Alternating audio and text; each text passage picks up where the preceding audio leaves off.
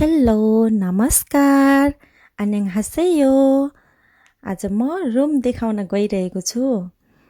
यति धेरै लथालिङ्ग छ नि मैले सफा नगरेको चाहिँ होइन दिनदिनै सफा गरिरहेको हुन्छु अनि आज चाहिँ 12 बजी नै पानी नै परिरहेको थियो 12 बजी नै छुट्टी भएकोले सबै रुम टोटल्ली सफा गर्ने भनेर चाहिँ सफा गरिरहेको छु अनि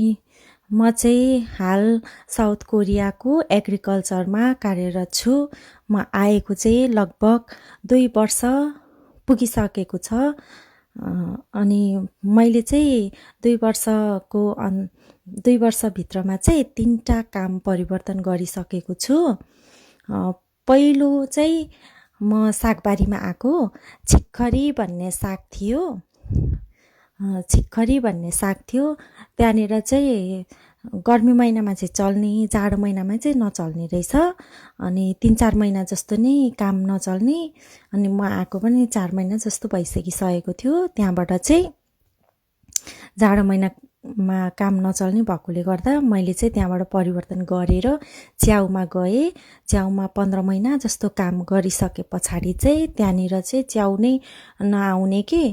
त्यसरी च्याउ नै आउँदै नआउने त्यस्तो हुन थाल्यो अनि काम कम हुन थाल्यो धेरैजना पनि थियौँ फेरि त्यहाँबाट परिवर्तन गरेर अहिले फेरि म चाहिँ नोङजाङ बारीमै आएको छु अनि अहिलेको बारीमा चाहिँ पुदिना छ है पुदिना छ त्यस पछाडि सानो सानो बेबी गाजर छ अनि सिमे साग छ अनि सौंफ अरू पनि नचिन्ने सागहरू छ के अनि अहिले काम गर्दै गरेको चाहिँ लगभग 6 महिना लागिसकेको छ राम्रै छ ठिकै छ हाम्रो चाहिँ 8 घण्टा मात्रै काम हो ओटीहरू चाहिँ हुँदैन तर पनि खुसी नै छु 8 घण्टा काम गर्ने